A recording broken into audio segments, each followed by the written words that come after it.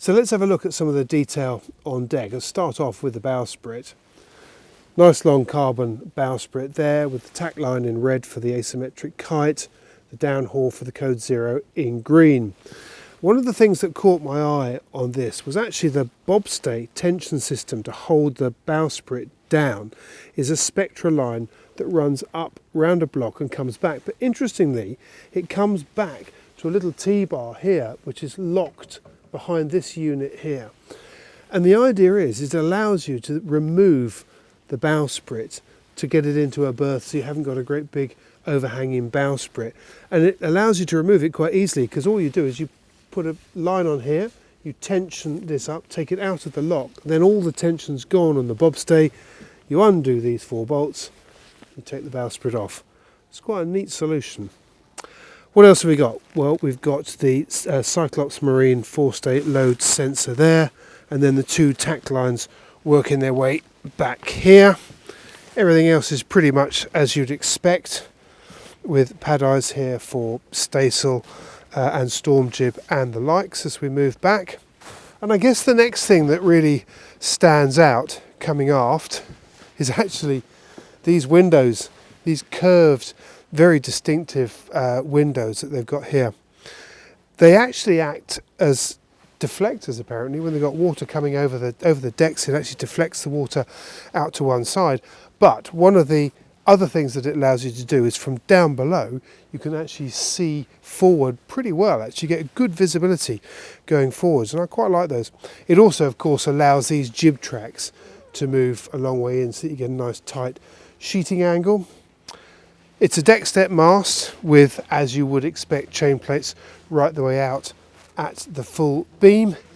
As far as the rig is concerned, it's a Selden carbon spar, 2 sets of spreaders, and it's got some intermediate diagonals up there for those who get excited about those kind of things. What else have we got? As we come back into the cockpit,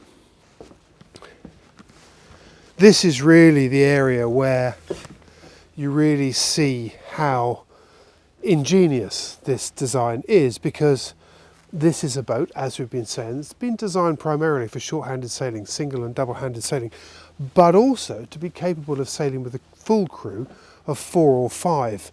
And it's very cleverly done because these are clearly the primary winches, and from a helmsman's point of view, when you're sitting here, you are right next to the primary winches.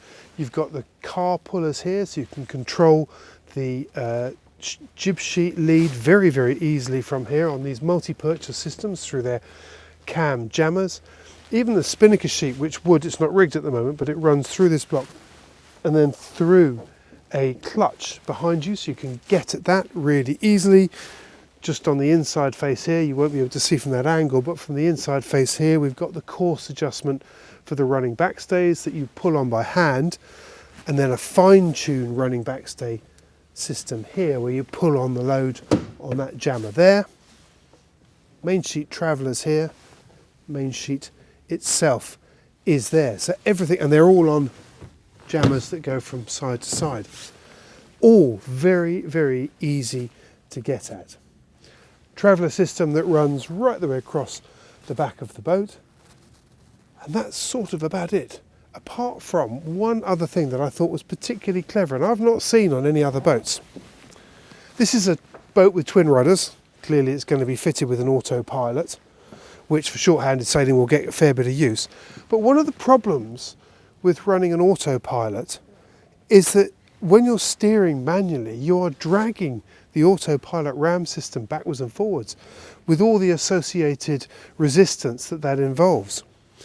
But not so with this one, because to disengage the autopilot, you literally just lift up that, turn it 90 degrees, and now the autopilot ram is completely disengaged, and now you're sailing this as if it was, or it is indeed, a completely manually operated boat. If you want to re-engage the autopilot, you literally drop that back down inside. Now it's locked in.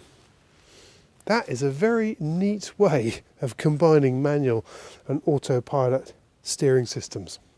Now the other area that I think is particularly ingenious when it comes to this dual purpose role of short-handed and fully crewed sailing is the pit area. in a way, there's nothing particularly special. You've got 2 winches here and a battery of rope clutches there. But the clever thing is it's been incorporated into an extension of the coach roof that comes aft, which gives some really nice protection, particularly when you're sailing solo or short-handed, and you can get in under there and be well protected from there, something that's very familiar on all kinds of other offshore racers. That's really clever, but it means that you've also got this platform where it brings all the control systems back into the boat, so it's close to a boat that's sailed either single-handed or double-handed, and yet by being able to go forward between this area, if you're fully crewed, you're not encroaching in this space back there. It's an ingenious way of doing it, and certainly from our sailing trials it seemed to work. Now this unit's pretty interesting as well. Just here, this cowling, not only does it provide a very, very good foot brace all the way back, but actually one of the key things about it is it covers a whole bundle of rope purchase systems underneath there, so you're never going to get tangled up in those, and they all work below there, which is a very clever idea. Now, having seen what she looks like on the water under sail, you're probably not going to be surprised at what she looks like below decks. She is, after all, a race boat, so you wouldn't expect to find much in the way of luxuries down here. But she's a very interesting boat. There's some interesting subtle design tweaks down here. One of them that I'm going to point out straight away, because it's right in the middle of shot, is the central galley and navigation station, which rotates depending on which tack you're on. So here we've got the navigation station. This way around, it's the galley. Nice foot brace. You're in the middle of the boat. I can imagine that this will be really quite a comfortable place to do your stuff below decks. But a very clever idea that, because it frees up the space in the rest of the accommodation. Now there isn't a huge sail wardrobe to move about on this boat, but when you do need to move things, it's very easy to go from the back of the boat to the front and vice versa. So it's very well laid out. One of the other telltale signs as to what lies beneath her skin is the fact that she's white, which is quite a rare pleasure on a race boat because there's plenty of light in here. But of course the main reason that she's painted white is that she's not a carbon construction. She's actually straightforward vinyl ester glass foam sandwich construction. The structural elements, the longitudinals and the transverse bulkheads, have got a lovely shiny finish on them, which is all very pretty, but it is a clear indication that these are components that are built off the boat and then slotted into place, bonded and laminated into the boat. So this is a boat that has a very modular construction. Looking further aft, there are the water ballast tanks on either side, 250 litres apiece, with the transfer system obviously between them. It's also got a super fast pump in there that'll pump those tanks up in 2.5 minutes. It also acts as a bilge pump as well. On the centre line, a Volvo Penta 12 horsepower sail drive engine. And that is pretty much it.